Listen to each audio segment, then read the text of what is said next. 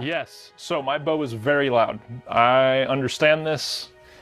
Casey yells at me often because my bow scares her. Well done. I take the string stop out for, I'm going to say one reason. So I do a thing what is called line tuning. And this line tuning is something I do outdoors. I will shoot at like a piece of electrical tape at 100 or 80 yards. And I will make minor rest adjustments to get that to work, right? And so what I'm looking for is I want all of my, and literally it's just a line. I want all of my arrows to make a flat line where I can lay an arrow across it. And that is my tune. I don't care about bare shaft. I don't care about what it looks like through paper. I don't care about any of that.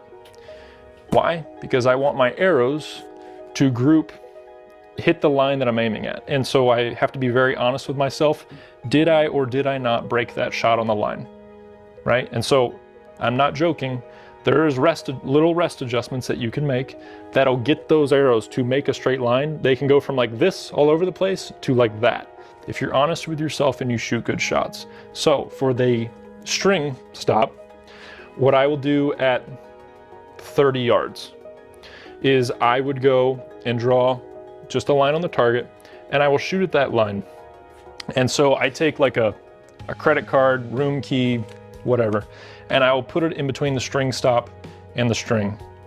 And I will essentially walk it back to where I will go from one card space between, it's like right now it's touching. I think factory we're doing them where it's just barely touching. I will move it to where it's just a little bit of room in between a card. And then I'll go a little more and a little more. And I'm walking this back and you can go up to a 1/2 inch. And what I'm looking for is I want all of those arrows to hit the line. And again, it's key that you're honest with yourself. Did you or did you not break that shot on the line? Because this is crucial. You shoot 3 arrows and see where it's at.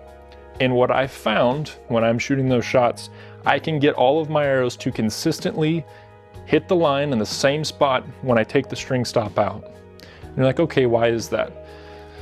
Seb probably won't have this problem because Seb, I have a very long draw length. My draw length is 33 inches, which is a 40-inch Super with SE2 cams. That string is flying at like 7,000 miles an hour, hits that string stop, the peep's wobbling, there's a whole lot going on. It's very violent at my shot.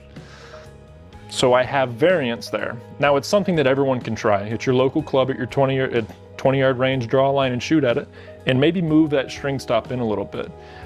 Companies include it because it's dampening, it is consistent, but sometimes with your setup, your P-pipe, D-loop, all of that, you could have a little inconsistencies. It's very minute, but you can actually work this through and see, and at some point you'll work this back and maybe it's a 1/4 inch or a 1/2 inch. If you're past 1/2 inch, the string stops doing you no good and you might as well take it out. I just happen to find that my bow and me work together better without a string stop. Is it scary when I shoot it? Yeah, I mean, I'm a 33-inch draw. It doesn't matter what bow it is, it's going to be very loud without a string stop because there is nothing stopping it. And if you'll see on my cable, and I don't have my bow in the booth, but tomorrow it will be, you'll see where my peep crashes into my cable because I take that out. That is a risk I am willing to take to hit the middle. If I have to reserve my cable, I will. I have had to put like a shrink wrap tubing on there to kind of stop it, and I've had to stack it up and then serve over the shrink wrap. It's been a process, but I do take it out. Do I recommend it? No, but do I recommend that everyone does their due diligence and try that little thing? Yeah, absolutely. Because it might be the difference of me shooting my 600 a day or a 599 like I did. And it's very small, but it's something that I would advocate that everyone tries, because when you're shooting every day and this is something that you want to take to the next level and you want to get better, you have the high-end equipment, you want to get better scores, it's the little details that you can work on and be better at and win in those little small victories. The other reason why I would say you do it is because when you're working on something so small, you're working with your bow, you're building confidence in your bow, you know your bow better than anyone else. And I will be honest, when I started at a young age working on my own stuff and trying to work and find these little things out, I became very confident in my equipment and I ended up shooting better scores.